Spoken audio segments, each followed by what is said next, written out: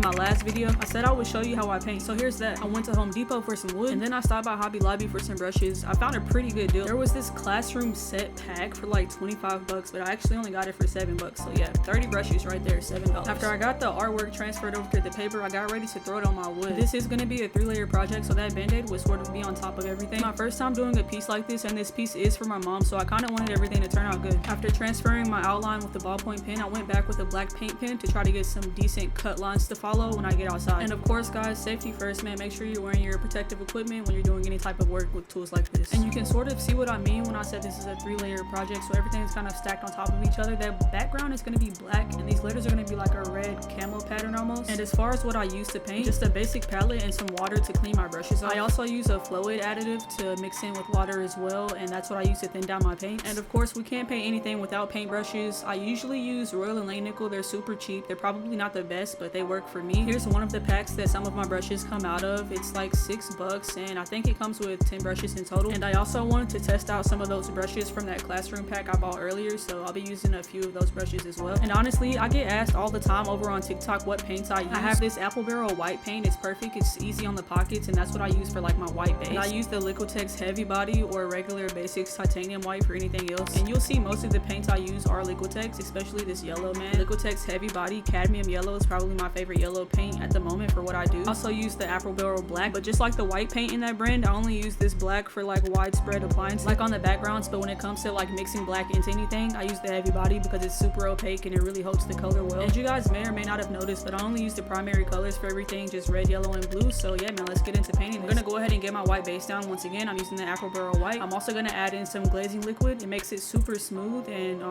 yeah, I'm not gonna thin this down any because it doesn't need to be thinned down. It's just the base coat. Get some gloves, a good snack, and then I love to listen to a good audiobook while I paint, man. Super soothing. So yeah, let's get into it. After I get my white paint and glaze medium mix, I go ahead and start laying down the first layer of 3 that I'll end up doing. This layer is just a base so that our colors are bold and vibrant. I usually always go back and do a second or third layer. It just depends on what color I'm gonna paint on top. And I like to paint from left to right just because it's easier to not get paint all over myself. And I'm pretty clumsy, so that ends up happening anyways. But yeah, after it's all painted, I go ahead and sketch out like basically how I want to paint everything, labeled it all the colors I'm gonna use. And once again, I really only use my primary colors, just red, yellow, and blue. So there's those. And I started with my Pyro Red, probably said that wrong. Basically just added some Flow-Aid additive into that. I put that everywhere it needed to be. And there's 3 main colors to this. My main red, my medium red, and then like a darkest red. Each one of those patches will also have like a highlight color on top. But here's how the main red came out. I ended up doing 2 layers. And I just added white to that red for the highlight, and I painted that color sort of in the center of all those red pieces. And honestly, towards the end, you'll see how all these end up stacking up together to make the full like camo effect. These little paint saver cups, I just use this to put some of that color away so that I can use it later if I make any mistakes. Now I'm working on that shade of red that's a little bit lighter than the first shade, and of course I'm saving that color as well just in case for mistakes later. And I just added a little bit more of titanium white to that so that I can do the highlights for that shade. And yeah, those brushes that I got earlier, those did really work well. They had some pretty good brush strokes. In order to make the darkest red in the camo patch, I mixed up some cadmium yellow and a little bit of this blue, and that gave me a good green tone that I could gradually add into my main red. That way I can darken it as I please. My mom's favorite color is red, so that's really why this piece is based off of that color. I got all of the darkest patches in this little camo pattern put together, and honestly, it was at this point that I finally realized that like, yeah, I was pretty happy with how this piece was starting to turn out. And this is how it looked fully dry before I started adding the highlight on that darkest red patch. And the color of that highlight was just the main red that I used at first. It was that Pyro Red. Once again, I